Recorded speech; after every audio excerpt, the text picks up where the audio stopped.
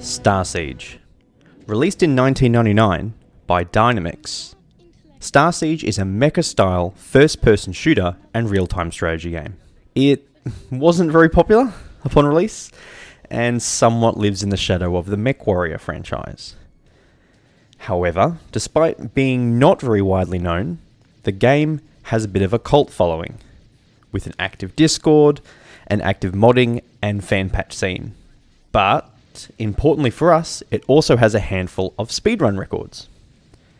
In this video, we're going to continue providing speedrun commentary for a relatively obscure hybrid FPS RTS game. We're going to go over the basics of speedrunning Starsiege, including what game features, glitches we can use. There are two single-player campaigns, the Human campaign with 18 missions, and the Cybrid campaign with 17 missions. As of the time of this video, there are a handful of speedruns for the Human campaign, including some really impressive times set by Crow, but no runs of any Cybrid campaign missions. Until now.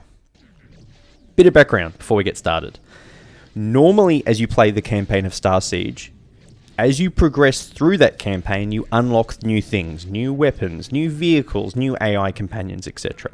However, the category we are showcasing in this video is the Mixed Tech Segmented category. This means we have access to everything the game can offer us from the first mission. This does make some missions a bit easier than the base game. We're running on the latest community patch game version 1004. However, we're using the v1003 executable, so we can also create .rec files of the game. This is in line with the speedrun.com rules. There is a link in the description to the .rec files if you want to check them out yourself and run them on your end. We also need to make one very minor modification to the game's campaign.cs source file. Specifically, this is to turn the game into a segmented game. This is to disable the weapon AI companion progression and give us access to everything from the start. This is in line with the speedrun rules for this category. That's why I'm sharing the rec files as well, so you can check I haven't modified the mission.cs files. Note I am using some mods which are seen on screen right now by pressing Alt-M when using the Nova launcher. The mods don't change the gameplay at all. Specifically, they add an in-game timer and auto-create a .rec file for each mission that I complete. Let's start with the gameplay basics of Starsiege. In each mission, we pilot a fighting vehicle. Our options are either tanks or Hercs, Hercs being a legged mechanical vehicle. There's quite a few vehicles to choose from in the game, and we get to customize these vehicles quite dramatically. As there's a lot to cover here, we'll cover this slowly as we go through the missions. Specifically, we're only going to introduce the ones we actually use in the speedrun, and we'll go and highlight why we selected them for each mission. The Starsiege community, shout out to both Crow and Genetrix, have embraced speedrunning and created some helpful mods for adding an in-game timer. The final time is also displayed on the mission complete screen, and that's what we're going to use for the game time per mission.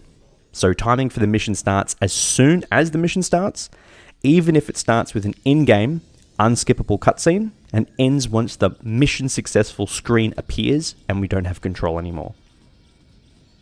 Now we're going to mix things up compared to other speedrun commentary videos I've done. For example, compared to the Hostile Waters and Taos Rising speedrun, we're not going to follow mission order in this commentary, at least at the start.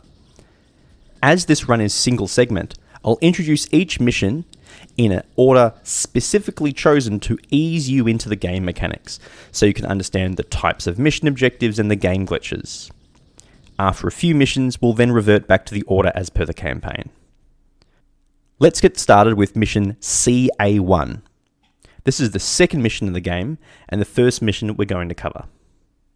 On the left of the screen is a minimap, with some annotations based on what we need to do to complete the mission.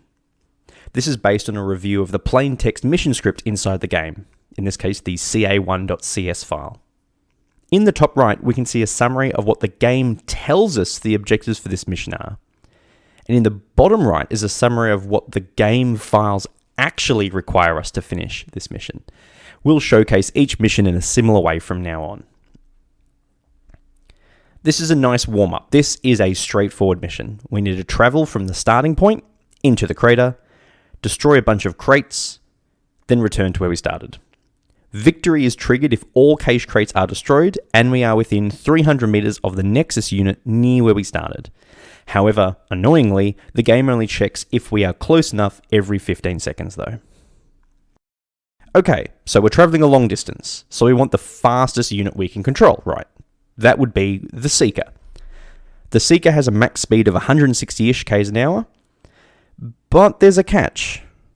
The Seeker has a very low hull. It can't take much damage at all before it gets destroyed. But it also has a slight issue with hills. Here's me in a Seeker traveling at a really high speed. We'll see how I'm going this fast shortly. And we're going over some hills. When we get some air and land, the Seeker stops, shuts down, and then restarts. This is really annoying, and actually quite hard to prevent. This issue happens with any Herc if it goes fast enough. But not tanks. So okay, alternatively, what's the fastest tank we can get? The fastest tank in the game is called Bolo, with a top speed of 130 kilometers an hour. Still pretty fast. It, like the Seeker, has low hull strength, but there's a few things we can do to make it much stronger. Now in Starsiege, there is more prep work than just vehicle selection. There is what to put in the vehicle. As we can see on screen right now, we have a selection of engines, armors, shields, only if it's a Herc, reactors, sensors, special and auxiliary slots, weapons, etc. Quite a lot of customization. For this mission we're running, our Bolo needs to have the biggest engine that will fit, so it will be as fast as possible. We also want to make it as strong as possible because we have to deal with a couple of turrets that we don't want to stop and kill because we want to go fast. So we'll pick the endgame Quicksilver self-healing armor. And for weapons, we're going to pick blasters. Blasters actually do a surprisingly large amount of damage, despite how early you get them in the base game, and have the longest range of any non-missile weapon in the game at 1200 meters. Lastly, we need to make sure we pick a reactor big enough to cover the blasters firing constantly. The late game alien anti-gravity module, which adds negative weight. Lastly, we'll throw on the special turbine booster. That gives us a short burst of extra speed, and we will use this constantly. Now it's time for the mission. We start the mission by hitting our turbine booster constantly using Control B as we head towards Nav 1, flying past the Gorgon Herc, that's a human enemy Herc.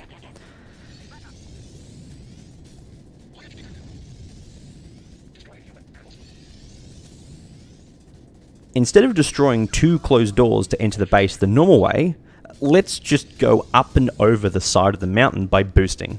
It is a little bit faster, a couple of seconds.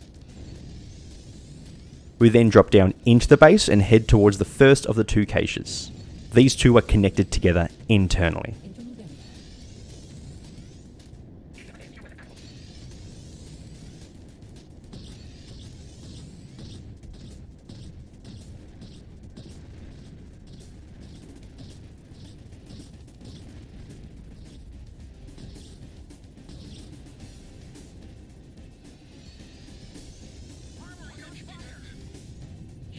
With all the crates destroyed, it's time to head to the third and final cache.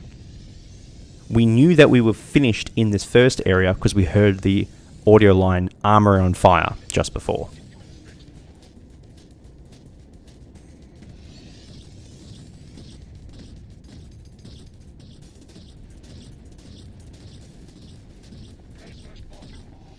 Now we've destroyed all the caches, it's time to head back to the starting point. Again, it's slightly quicker to go up and over the edge of the crater and drive directly towards Nav 2.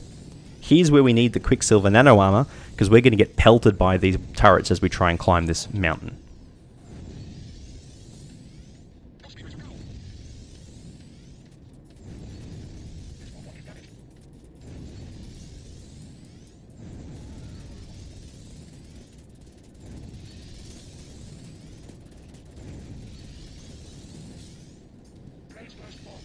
We're almost at the Nexus.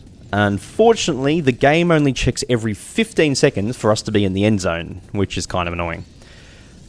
So at 4 minutes and 15 seconds, the mission complete will pop up.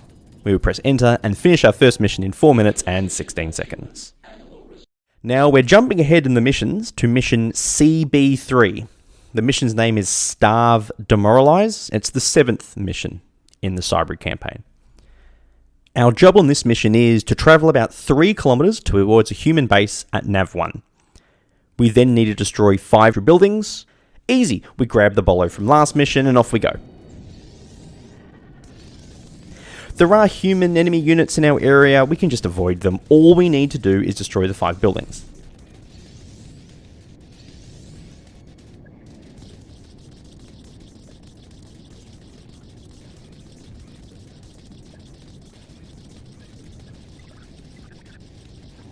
And that's it. That was pretty quick, right? Well, we did spend quite a while sitting there at about 1100 meters from the buildings, destroying buildings. Is there a unit which is maybe a little bit slower to get to the buildings, but could provide more firepower? Well, the fastest unit with 3 weapon hardpoints in the game is the Recluse tank, at about 115 kilometers an hour. The fastest with 4 weapon points is the Knight's Minotaur, at about 122 kilometers an hour. But instead, let's try using the Shepherd. The Shepherd is a Cybrid Herc, which can hold 4 blasters, but also has a relatively high top speed of 115 kilometers an hour. Like, specifically, the Minotaur can't have blasters in all 4 hardpoints. 2 of them are too small. Now, our Shepherd isn't going to come under fire this mission, at least if we're fast enough. So all we care about is max top speed, max acceleration, max damage. So we'll pick a big reactor, we'll pick the turbine booster again, and we'll pick 4 blasters. Yet again, blasters are really good here, as they have the longest range of any non-missiles in the game at 1200 meters, and still doing high damage. We're moving as fast as we can within range of the buildings.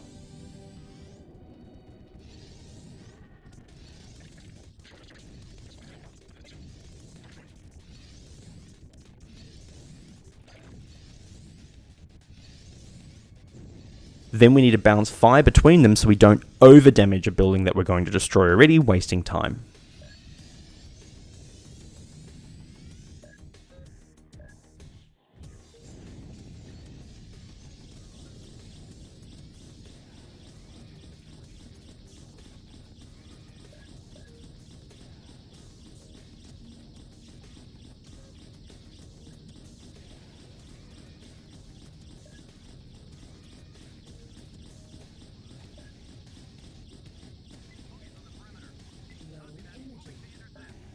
And with the 5 buildings destroyed, we're done in 1 minute and 33 seconds. But did you catch that last bit? We just saw our first game feature which we will take advantage of in future missions. At the end of CB3, the mission script file will display the mission completed, mission successful, etc. pop up 5 seconds after all primary objectives have been completed. However, if we exit the mission using escape when all the primary objectives are completed, the end screen will still say mission completed, meaning as long as we keep track of the objectives, we can exit early to finish the mission faster than waiting for the pop-up. This is used in a lot of future missions to save time, so it's important to keep track of the state of all the underlying objectives themselves when you're doing Starsiege speedrunning.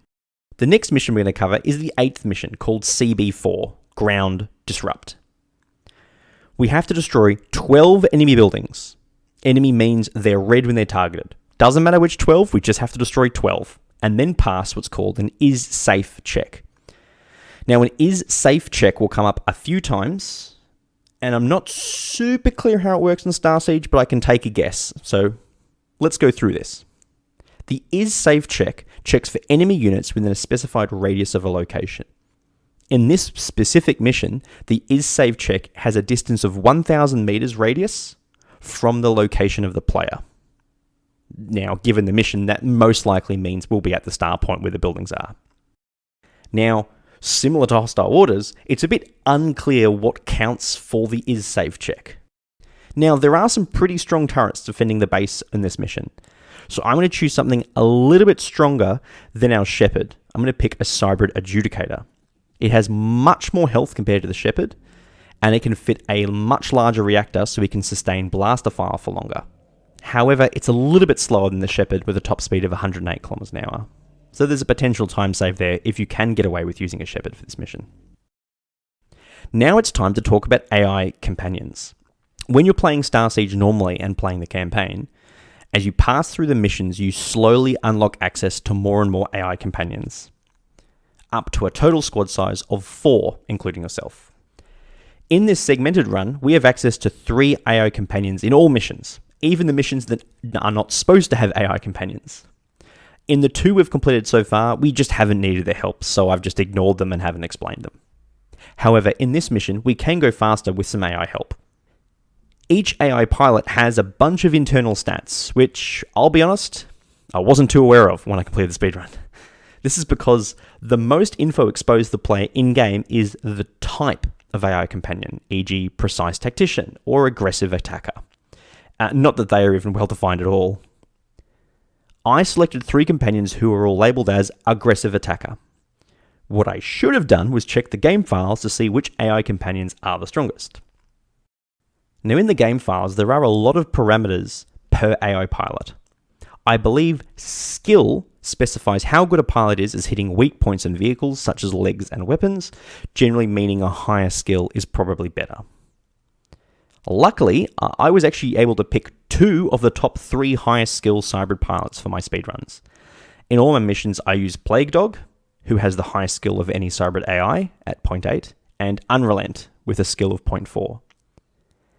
However, my final selection of Chooser of Tactics, with a relatively low skill of 0.1, was much worse than Corinthian Blue, who I should have picked, who has a skill of 0.6.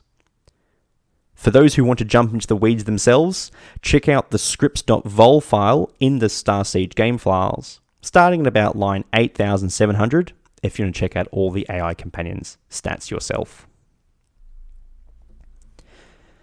Now, we can control our companions in 2 ways, in a very similar way to Hostile Waters and Taos Rising. We can press the Enter button to bring up a tactical map, and then we can issue move or attack commands using the mouse.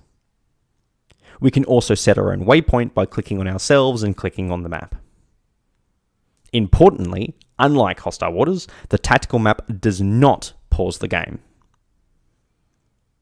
We can also use quick commands, the F1 to F4 keys, where F1, 2, 3 is for a single AI, and F4 is a quick key to control all 3. Using this menu, we have many more options here compared to the tactical screen. We will frequently use Go to Waypoint, F4 then 4, and Attack My Target, F4 then 1. As far as I know, the Attack My Target quick command is the only way to get an AI companion to attack a neutral vehicle or building. We can't do it from the tactical map. They don't appear. That's something we'll come back to later. For our speedrun, we'll give all 3 AI companions the same default vehicle and loadout. I'll only mention it again from here if we change them into something non-standard. So we're going to pick the Harabek Predator unit. It's a strong human hover tank which has very high hull strength. We're going to equip 2 Cybrid particle beam weapons. This weapon does good damage at distance, but at least according to my testing, it seems to do bonus damage the closer the target is. It's actually quite hard to aim though, except for the AI, which is much better than me at aiming this weapon. So essentially we'll put all our AI in relatively fast, relatively strong, relatively high damage units. Let's jump into this mission. We're going to start by sending all 3 of our companions to the waypoint, F4 and then 4. As we pass over the crest of the hill, we're going to start targeting any enemy buildings we are in range of.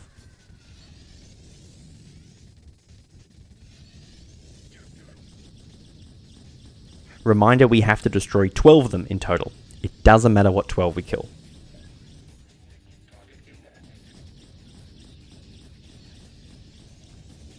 We make some additional AI target commands and then move into the base ourselves.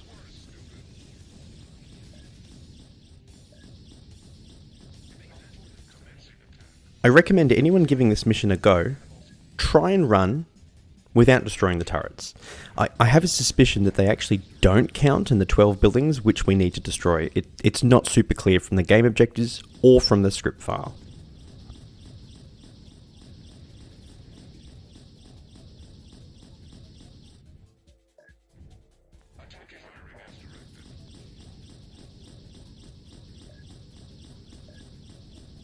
You can see why we picked an adjudicator here.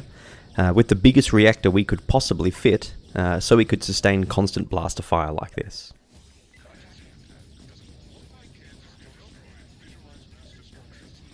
Now, just prior to the final building being destroyed, I realised that I had miscounted. There are a few seconds of potential time save up for grabs here. Now it's time for our last out-of-order mission. This is the third mission of the game, called CA2 Silence Deafen. So before we jump into this mission, we need to cover a new weapon, which we'll use regularly in future missions, and that's the Cybrid Shrike missiles. Shrike missiles are high-damage, heat-seeking missiles that come in a pack of 8 per hardpoint, but we can double that using a universal ammo pack, something that goes into a vehicle's special equipment slot. There are 3 big benefits to Shrike missiles. They're very high damage, they track the target, and they are the fastest to lock on missiles in the game. Though they haven't got the longest range, and of course there's quite a limited number. Once we're out of Shrike missiles, we can't do any more damage if all we have is Shrike missiles on our vehicle. Anyway, on to mission CA2. In this mission, we have to complete the following in order to complete the mission. We have to destroy 3 radar dishes and a command building. Then we need to travel to an extraction site. There are 3 possible extraction sites in this mission. The game picks one of the 3 randomly each time the mission is restarted. We want the third option, as that's the one we can get to the fastest from our starting location. So the rough plan is going to be as follows. We're going to focus on destroying the 2 closest radar dishes, and then we'll go straight to Nav3. Nav3 is the extraction point. It isn't visible from the start, but from practice I know where it will be if the RNG selects it as the final objective. And we're going to send all 3 of our AI companions to destroy firstly the command building, and then the final radar dish. Now we need our AI pilots to be really fast in this mission, else they will not destroy the 2 buildings they need to fast enough for us to finish by getting to Nav 003. So instead of Harabek Predators, we're going to use Seekers, the fastest unit in the game, and also the weakest. We're going to give them 2 blasters each and hope they make it. Ourselves, we're going to use our trusty Bolo from the first mission we covered, except we're going to swap out the blasters for Shrike missiles and swap out the nano repair for universal ammo. That's so we can get more missiles. We start by commanding our AI companions to go to the first nav point. The game switches nav points for us after a few seconds, so we need to be fast to avoid having to switch nav points ourselves.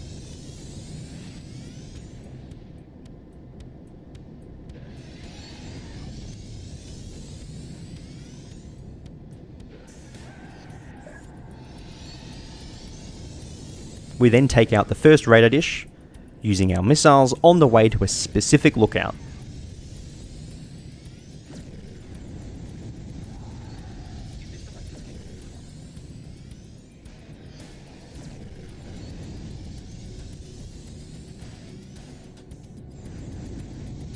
Once we get to the lookout, we can see the target building way off in the distance. And since we can target it, we can then instruct all our AI pilots to destroy this building. F4 and then 1. We then focus fire the second radar, destroying using dumb fire. We're not using lock-on, we're just firing missiles at it. It fires faster. And as we drive off, we're going to target the third and final radar, but not attack it. We're driving towards where we believe the extraction point will be, based on RNG. And we're listening for audio cues for when the game says the building in the base is destroyed. Once the building is destroyed, we're going to yet again press F4-1 to switch our AI companion pilots to target the remaining radar dish. We've been keeping it in our target for this purpose. With the dish destroyed and some RNG, Nav 003 appears immediately in front of us, and we finish the mission in 1 minute and 41 seconds. Okay, that's enough of out-of-order missions. Let's actually start with the first mission finally, CA0, with in-game name Secure Initiate. There's actually quite a lot to do in parallel in this mission. Based on the game files, the minimum to trigger victory is the following. 1. Destroy all enemy Hercs or tanks. That's a total of 3 Talons, 1 Disruptor, and 1 Minotaur. This is because the fifth and final objective has an is safe check with a range of 3,000 meters centered on Nav 4, and all enemies are normally in that range of that is safe check. We need to destroy any 2 of the 5 radar dishes at Nav 1. We need to destroy the cannon at Nav 3 and visit Nav 2. So this is the part that makes this mission interesting. Like when you play the campaign version of this, just when you're playing the game normally, there's no AI companions. So it's all up to you. And normally you go Nav 1, then Nav 2, then Nav 3, and then you're done. So there's a lot of neutral buildings. And as far as I know, there's no way to instruct our AI companions to actually attack the neutral buildings we need to do, other than if we can target it ourselves. So that means we actually need to go to Nav 1, or at least close enough to see the dishes ourselves, and Nav 3 to destroy the cannon. And as well, it's clearly this mission wasn't built for AI companions. The Nav 2 check for victory only triggers once the player is within 400 meters of the Nav 2 point. It will not trigger on an AI companion. So the rough plan is as follows. We need to go to Nav 1 to destroy the dishes. The AI can't do it as it can't be told to do it. And then we need to go to Nav 3 to destroy the cannon for a similar reason. And then finally Nav 2 for the is safe trigger. So we need something fast if we're traveling that far. So let's pick the trusty bolo again. Except we're going to pick a different weapon. We're not going to use strike missiles. We're not going to use blasters. We're going to go with aphid missiles. Why? They have the longest range of any missiles in the game. Their range is actually longer than the game's draw distance, which is a bit strange. They don't do much damage, but that's fine for our use case here. We're using our normal AI fit out, 3 predators, except one of the predators is using strike missiles, and this is to help us quickly kill the final enemy unit. Alright, let's get started. The mission starts with an unskippable cutscene. At least I can't find a way to skip it.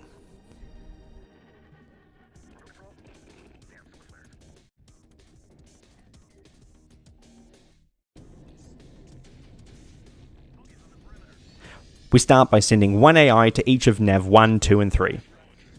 Specifically, we are sending the one with strike missiles to Nav 2. We then drive up towards Nav 1, and then snipe 2 radar dishes with our long-range missiles. We then leave it up to our AI companion to destroy the enemy disruptor and Talon in that area, both of which need to be killed for mission completion.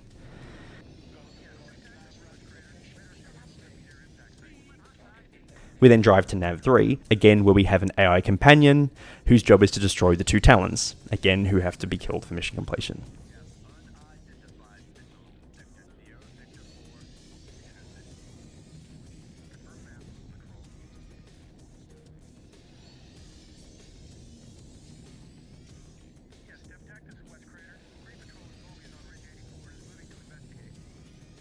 We're instead focus firing the cannon, the neutral building, and we're going to do it with missiles as we drive north from Nav 3 towards Nav 2, firing backwards.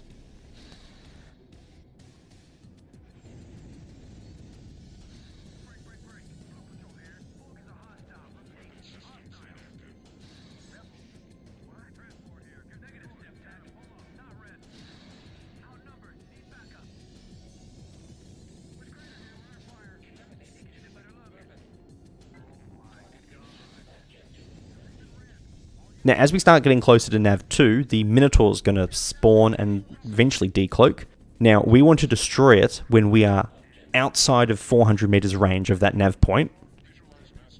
Else, we have to wait a few seconds for the bounds check to rerun. So we're going to stay outside of 400 meters. As soon as we kill it, we'll go in 400 meters. That will trigger the last objective.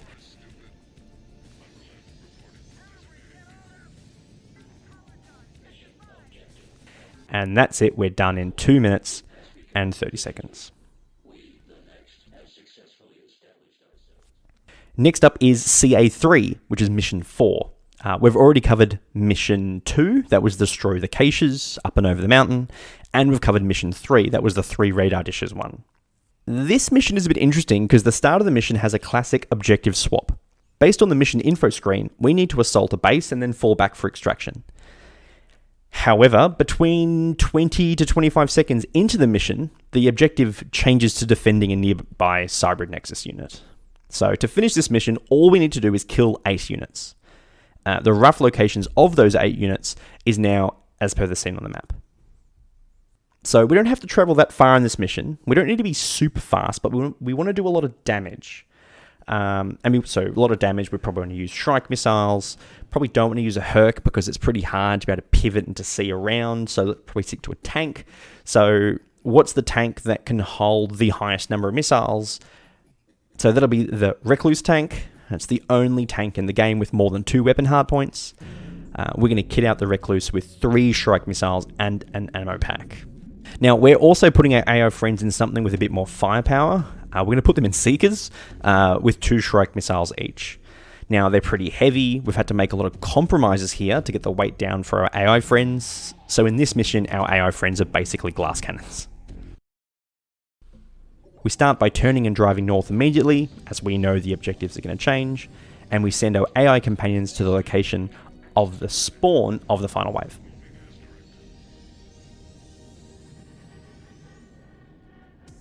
We shortly come across a basilisk, which we clean up really quickly with our triple Shrike missiles.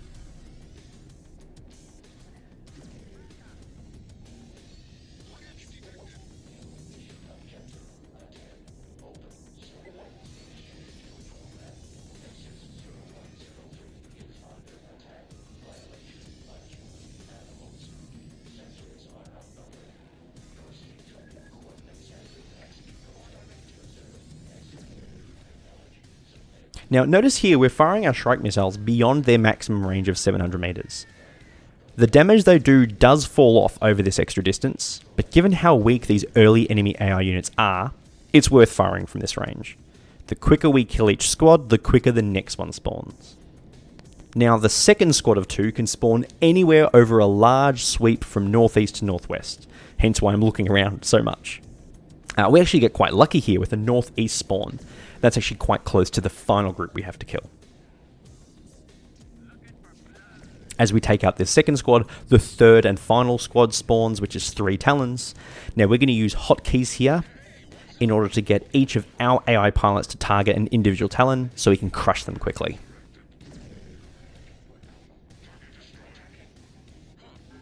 And with them destroyed, that's it. We've blasted through this mission in 1 minute and 37 seconds.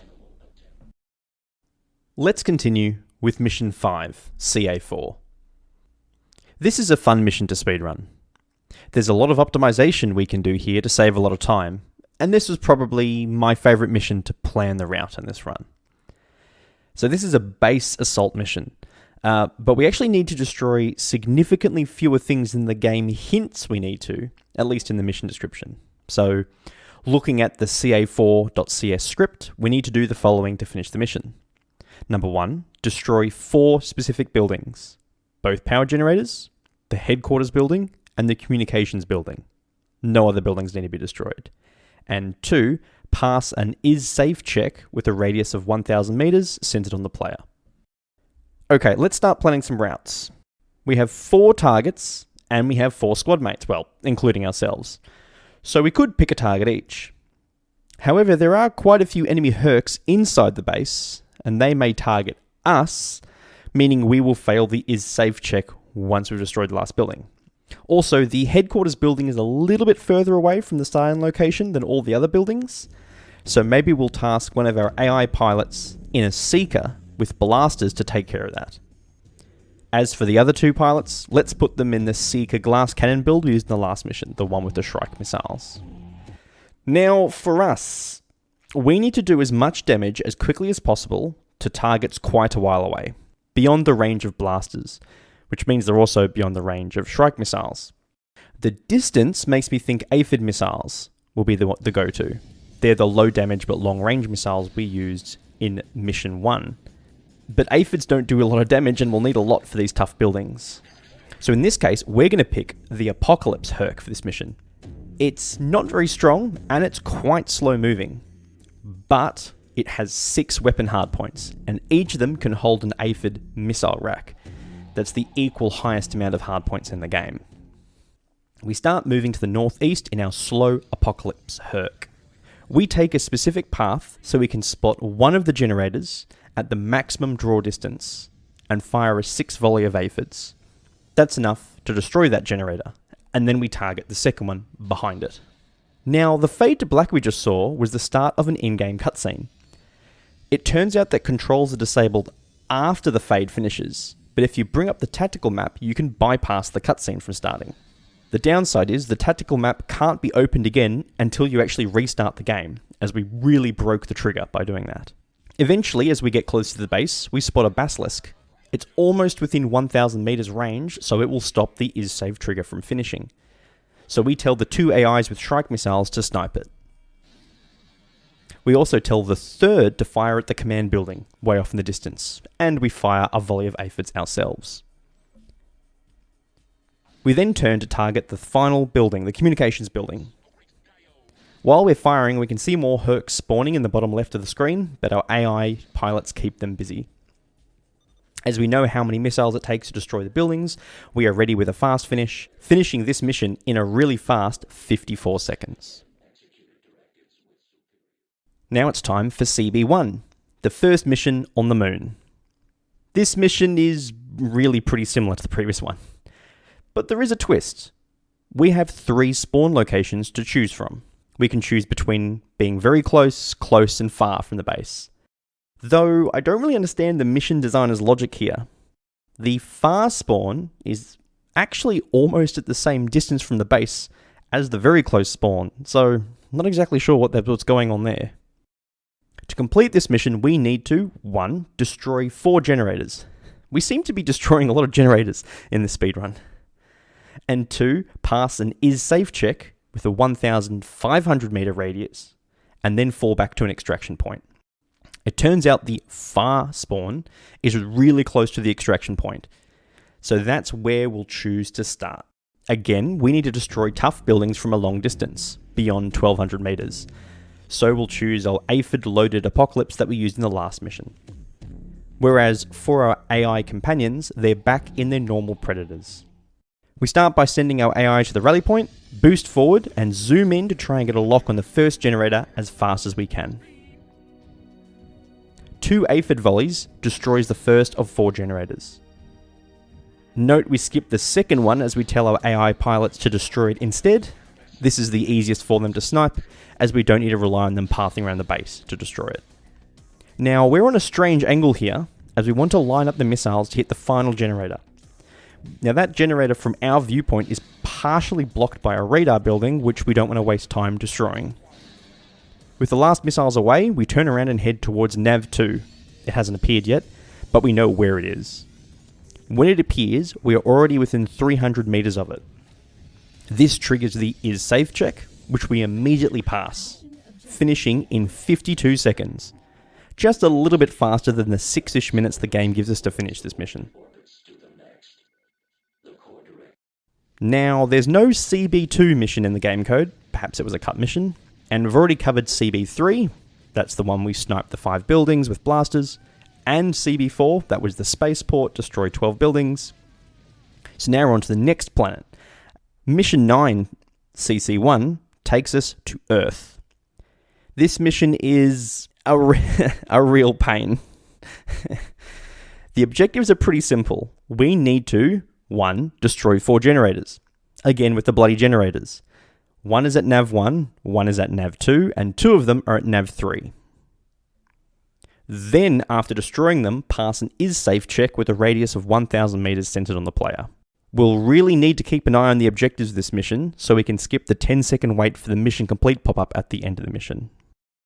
Okay, this is a tricky one to plan. We have a choice of 3 starting locations again, 1 option for each nav point. I played around with routes a little bit for this mission. The hardest generator to destroy is actually the one at nav 1, as it's in a little valley with the mouth of the valley pointing east. It's also worth noting that the enemy AI is much stronger now. The Hercs are much tougher, and the skill of the pilots is much higher. Now, I actually wrote the script and recorded the audio for this map before I spotted the alternative route, which I'll show here. So I used to start near option 3 in a recluse and drive straight down the middle of the map, taking out the 2 generators at nav 3, then the 1 at nav 2, and then nav 1. This worked pretty well, giving a total time of about 1 minute and 25 seconds. However, we can do better. If we instead start at option 2, there is a hill to the southwest of our starting point. That location actually has line of sight on all 4 generators, and it's within aphid missile range, so I think it's time to break out the apocalypse once again. We start the mission, and immediately from this angle we can see the Nav-1 generator hidden in its little valley. A single 6 missile volley of aphids destroys it. We then pass the time on the way to the hill by attacking some of the static defences around Nav-1. We do this because they will be inside the 1000 meters is safe check boundary, which we will need to clear in order to finish the map.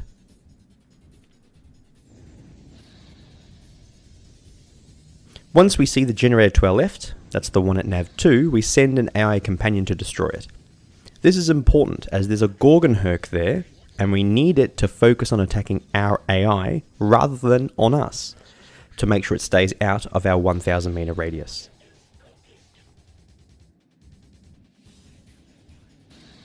With both of the generators at Nav-3 destroyed, we now just need to pass the 1000 meters is safe check. There are a handful of lightly armoured Hercs and a single turret left at the Nav-1 base, which we finish off easily.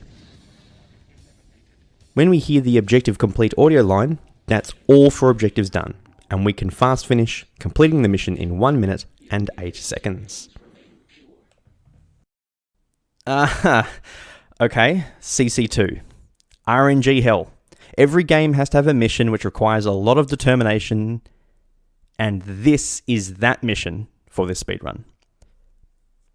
We're still on Earth, and our objective this time is to capture humans for conversion into Cybrids. And we somehow do that by just scanning buildings from a range. Must be some advanced technology beyond my understanding. Anyway, to finish this mission, we need to 1. Destroy 2 headquarters buildings. 2. Capture 22 humans by scanning civilian buildings. And 3. Pass a 1000 meters is safe check. Interestingly, the in-game mission text says we have to capture 28 civilians, but the script says 22, so 22 it is. Now, it's clear from the script file that this mission was meant to require the player to do more than just destroy 2 buildings. For example, the imp num check here and the first and second mission objectives is clearly meant to indicate there was a certain number of Imperial Hercs that we were supposed to destroy. But that condition is always true based on the initial value of imp num, so all we need to do is destroy the 2 headquarters buildings. So where does the RNG come into it? It comes into it here, the capture humans mission objective. It requires 22 civilians. The game will give us between 2 and 5 inclusive per building we scan. There are 2 groups of civilian buildings on the map. The group nearest to our spawn has 5 buildings, and you can see where this is going. If I have 5 rolls of a dice, which can give me a value between 2 and 5, I will have a sum of 22 or greater 5% of the time. That means, for the fastest finish for this mission, 19 out of every 20 runs is a restart at the 20-second mark, as we don't get enough humans from the first building group. So, in short, we need to get lucky on the random rolls, snipe 2 buildings, and then pass an is safe check. We're going to use a fast bolo with Shrike missiles, so we can do good damage on the strong HQ buildings, and our AI are in their predators as normal. We actually added on a cloak here for this mission. We can't fire when cloaked, but it helps us sneak past the 3 strong Hercs at the start of the mission. We start by sending our AI to the rally point and cloaking.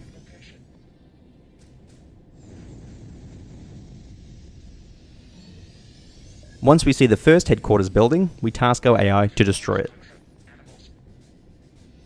We then pass by the 5 human buildings and get lucky with RNG, getting more than the 22 we need.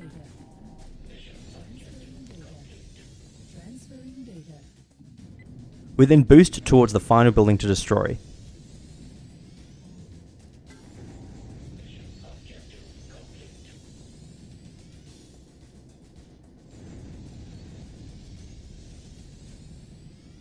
There are 2 Hercs which head towards us as we destroy the HQ building.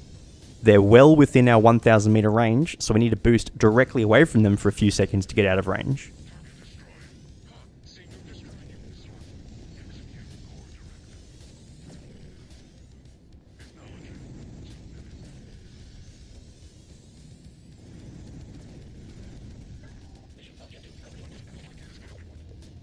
Now, there might be an alternative getaway route in this mission. but since 19 out of every 20 is a reset, it's a bit of a slog. Actually, that recording we just watched was only the third time I've ever seen RNG roll in our favour in this mission.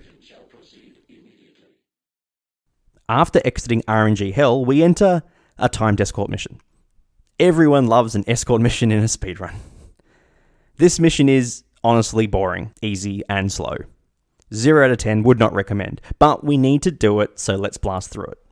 There's nothing too special to talk about. To finish, we need to 1. The Nexus unit can't die, and 2. Pass a 10,000 meter is safe check, which basically means destroy all units on the map, of which there are 8. There's not really anything that special to plan or discuss. We're using our Recluse again, and our AI are still in their predators. But we are using a new weapon though. 8 enemies is a lot just for Shrike missiles. So instead we're going to use the Alien Smart Guns. The Smart Guns are cool, as they seek onto your target. But they do have a relatively short range of only 500 meters, but they are great for hitting consistent hits on a target. I'll blast through this one. We drive around. We use our AI to deal with a group of 3 tanks to our north.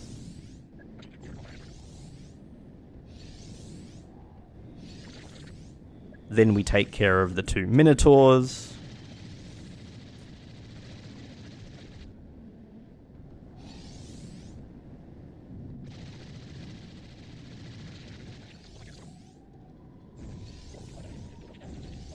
Now we take care of 2 Basilisks.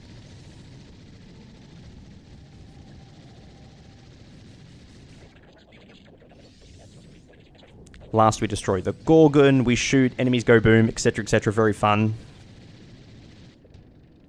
Occasionally the pathfinding for the Nexus unit fails and the mission softlocks, which is really annoying.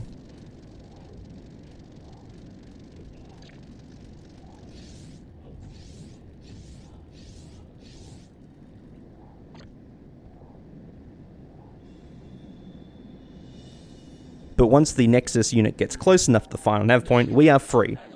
I mean, the mission wasn't that long, and it's an easy win, so I can't complain. Alright, CD1. We're still on Earth, but now in a different part of Earth. This mission is tough. Has a little bit of RNG, a lot of units to destroy, and it's good fun. To finish this mission, we need to, 1, destroy the Buddha statue in the main base. I don't know why it's a Buddha statue, we have to destroy a Buddha statue. And 2, pass a 2,500 meter is safe check centered on Nav 1 where the Buddha is. The in-game mission description refers to this as destroy all human war machines, but that isn't strictly correct. Now, there are 2 spawn locations for us to choose from, one closer to the Buddha and one far from the Buddha, so we're going to close the one near the Buddha for this mission. Okay, here's a rough overview of how the spawns work in this mission. I'll be honest, it's not easy to parse the script for this mission, as there are 6 different squads of enemies, and it's not exactly clear which one is which. But in short, this is what we'll encounter. There's actually a total of 15 enemy vehicles on the map, though we can get away with only destroying 11 of them if we're fast enough. There are a total of 6 enemy units near the Buddha statue, 2 very strong Gorgons, an Apocalypse, a very tough Myrmidon tank, and 2 Basilisks. After that, 2 Minotaurs and 2 Basilisks spawn. 3 of them come from the north, and 1 from the southwest of the base. And then after that, a total of 4 Talons spawn, 2 in the south and 2 in the north. But if we are fast enough, they'll be outside the 2,500 meter is safe check. Now, importantly, as the south Talons spawn first, we want our AI units to try to intercept them and keep them busy before they enter within 2,500 meters of the nav point. Now, 10 kills is a lot of kills. I mean, we can't carry that many Shrike missiles. So we're again going to use the Recluse tank from the last mission. It's 3 smart guns where we put to good use here. Our AI friends again are in their Predator tanks. Okay, here we go. We boost and instruct 2 AI pilots to travel to the south of the base. This is to hold off any enemy Hercs from coming up from that way. The third sticks with us. Now, we also start with a Minotaur basically attacking us. I mean, I'm not exactly sure how we snuck up on it, but okay. We clean it up very quickly.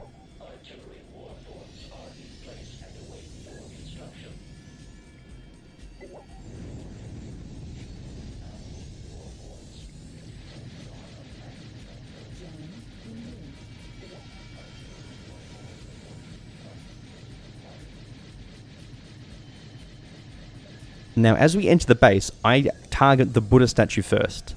The reason was I thought that it would start checking repeatedly for the 2,500 meter is safe check in the background, but I just checked. It actually doesn't. That check is only triggered on a vehicle destroy. No harm though.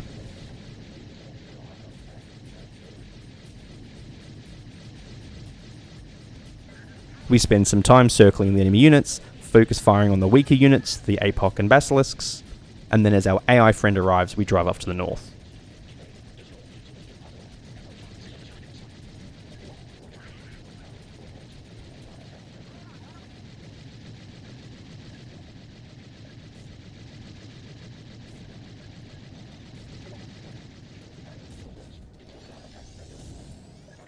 Now, our job is to clear the 3 units to the north as fast as we can. If we're fast enough, and one of our AI pilot friends kills the Minotaur to the southeast, we'll pass the 2,500 meter check. As soon as we destroy the last of the northern units, as I'm instructing an AI to target a Talon, I hear the objective complete sound. This means we just passed the 2,500 meter check, likely by a few meters, and we can then fast finish, completing the mission in a quick 2 minutes and 40 seconds. Unit efficiency is recorded. Animal transmissions indicate impact. There's no CD2 mission in the game files, so next up is CD3. This is a fun mission. Our objective is to destroy 5 squads of enemies as fast as possible. There's also a little sprinkle of spawn point manipulation in there as well, just to make it even more fun. There is a little bit of RNG in this mission. The timing between subsequent waves spawning is offset by a few randomly chosen seconds, but honestly, it doesn't seem to have too much of an impact on the run. Alright, the interesting part of this mission is that 3 of the 5 squads appear during the mission, and each of those squads has 2 alternative spawn locations. The game will choose the location which is the one that is the furthest away from you, and we'll take advantage of this in this mission. Now, we would normally continue using our triple smart gun recluse tank in this mission.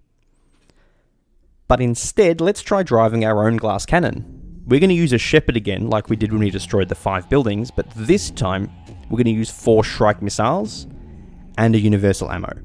Extremely high damage, but also very heavy.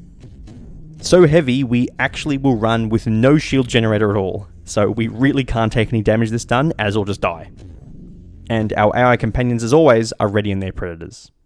Okay, here we go. Off the back, we send all the AI pilots to a nearby location. Turns out this is where 2 cloaked Minotaurs spawn. It's meant to be a surprise later, but I ruined it.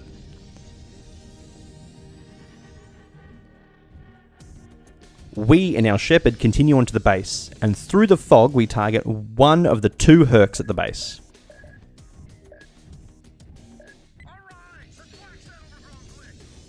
The Gorgon takes a lot of missiles to kill, the Basilisk not so much. Note, I know exactly how many shots are required to kill each of them from testing.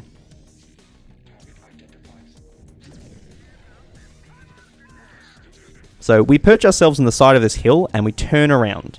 The first of the 3 spawning squads is about to spawn.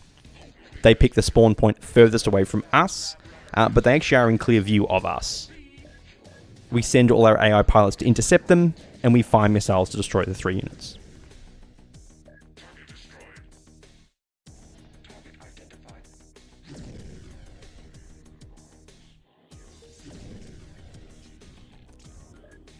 Next, we send the AI to the center of the map and start walking backwards. The 4th group's closest spawn point is actually just behind us, so they pick their alternative location and just materialize kind of in front of us.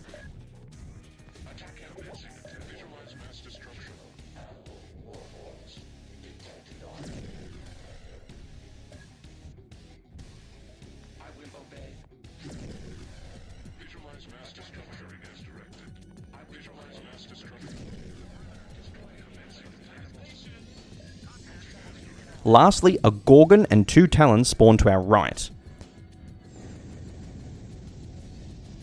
We're going to focus fire on the Talons ourselves. Unfortunately, one sneaks by.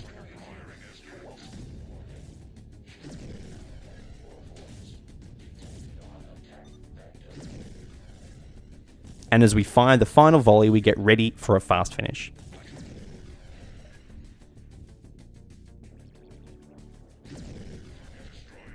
As the missiles connect, we finish to a mission successful screen, completing all objectives in 2 minutes and 19 seconds. Okay, time for the Kanan Weathers boss fight. I remember this mission from when I was really young. I remember it being really hard. To finish this mission, we need to destroy 4 Hurks, which includes the special Hurk piloted by the leader of the Imperial Knights, Kanan Weathers.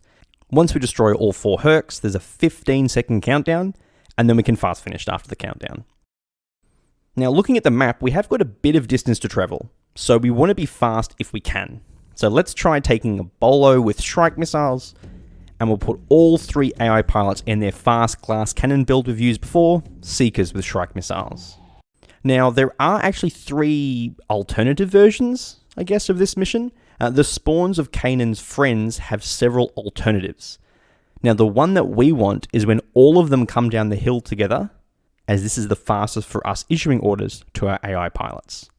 We start by boosting towards the nav point, sending all AI to travel there as well.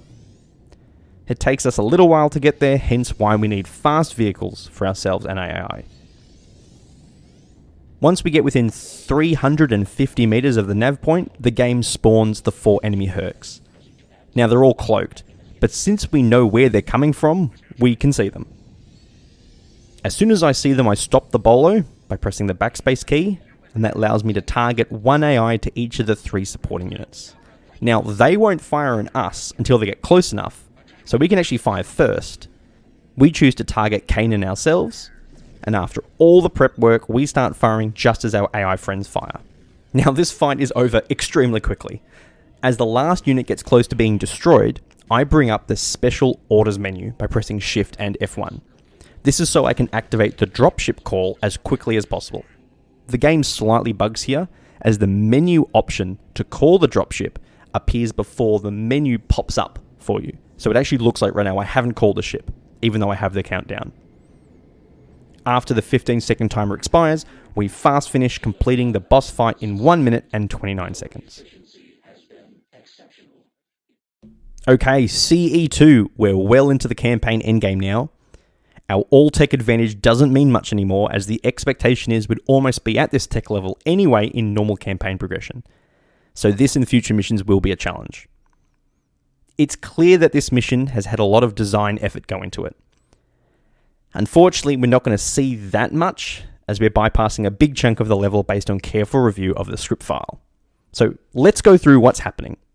A convoy is travelling from the south to a heavily defended base in the north. There's also a pack of rogue Cybrids, who are labelled as heretics in-game, who are travelling to the southeast of the map to escape. There's also an objective to destroy all the buildings in the north of the base, an objective to destroy the escape ship in the southeast. There's even logic in the mission script for our squad mates and allies for turning against us. I was a bit concerned when I was researching the mission for the speedrun, as the 7 different primary objectives would require a lot of complex planning to achieve. Maybe it would require us to pilot some very strong, and therefore very slow, Hurks. But it turns out only 2 of the 7 primary objectives are actually in active state at the start of the mission. That means if we're fast enough and don't go wandering, we can fast finish the mission after only 1, destroying the squad of 4 rogue Cybrids, and 2, destroying the 3 convoy vehicles. Now, we're going to need some pretty serious damage to destroy the Cybrids. The Adjudicator is especially tough. So, we'll hop back in the Recluse tank with triple Shrike missiles. We do need something with some hull though, so our glass cannon Shepherd won't cut it. And our AI are still in their Predator tanks. We start by setting a rally point roughly where we expect to run into the rogue Cybrids and send our squad mates to that point. Now we fire on a rogue Cybrid just as we drive past. This kill isn't actually required to finish the mission, but leaving this enemy Shepherd alive can distract our AI pilots from driving to the west where we badly need them.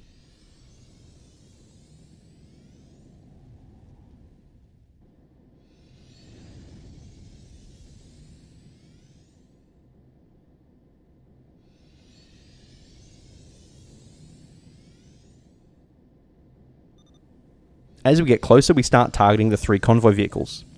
Now, for some reason, the fuel vehicle is much tougher than the others. Once we see the first metagen rogue Cybrids, we direct our squad to attack them.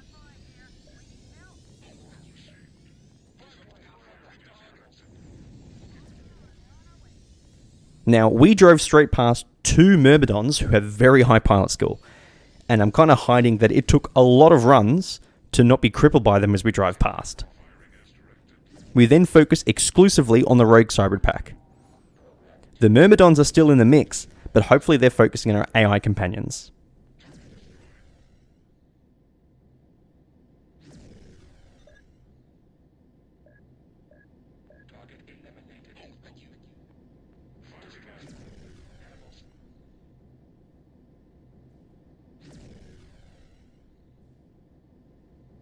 As soon as the 4 rogue Cybrids are destroyed, we fast finish before any other mission objectives can be activated, finishing this tough mission in only 1 minute and 45 seconds.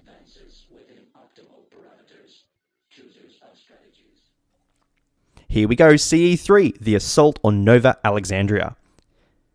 This is probably the toughest mission in the base game, and it's also a pretty tough one for the speedrun, but we have some tricks up our sleeve which we'll cover shortly. So let's go over the mission.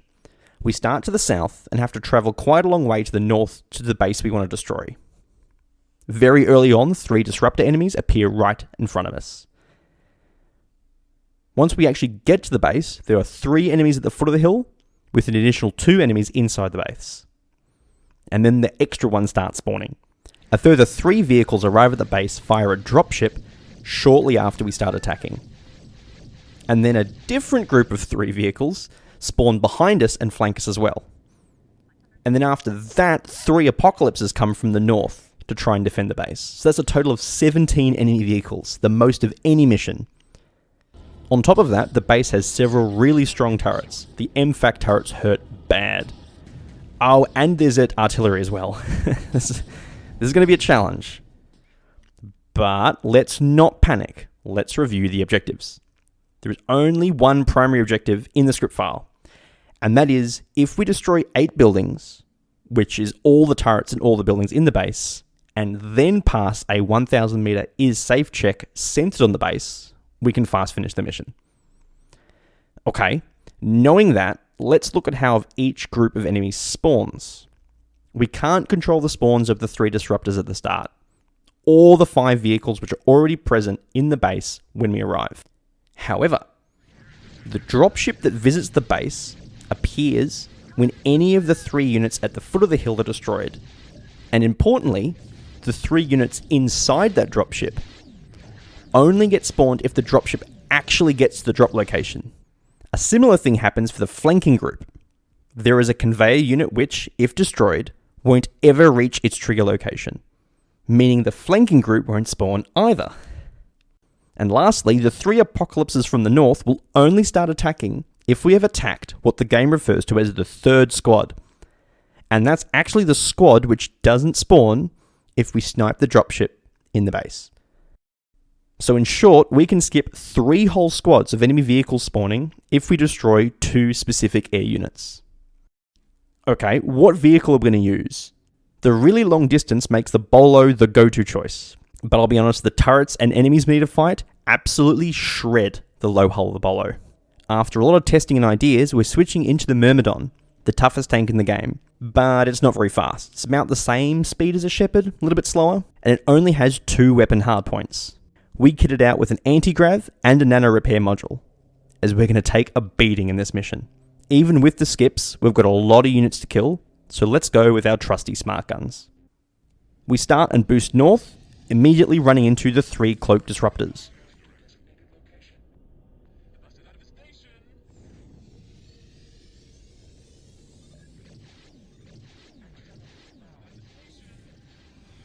I keep instructing the AI to head to the rally point so they won't stop and fire on the enemy units.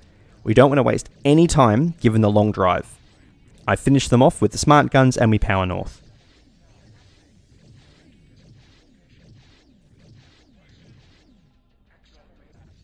As we get closer, we join a group of 3 Cybrid allies for the assault.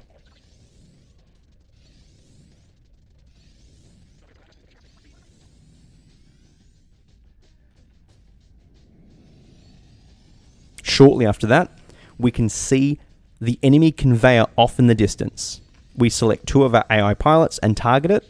Destroying that air unit will stop the flanking group from spawning.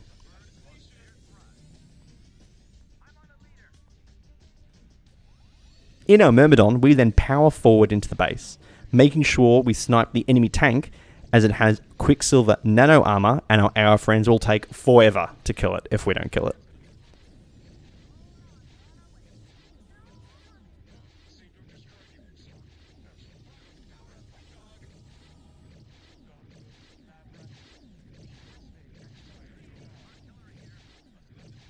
Now it's time to abuse the enemy AI just a little bit.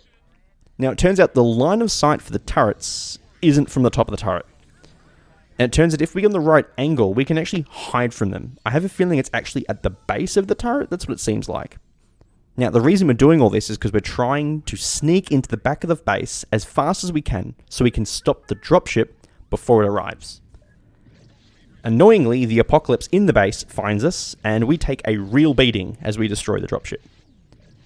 We're trying to be careful to hide from the turrets at this time, especially the MFAC turrets near the front. Those turrets can kill us in several shots.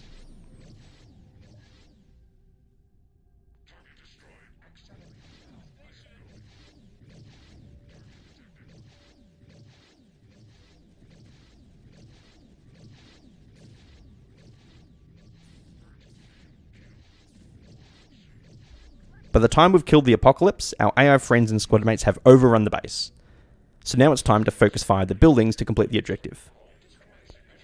Annoyingly in this run, which was the best run I could get, one of the artillery units, which are triggered to retreat as we approach the base, has got stuck on a building.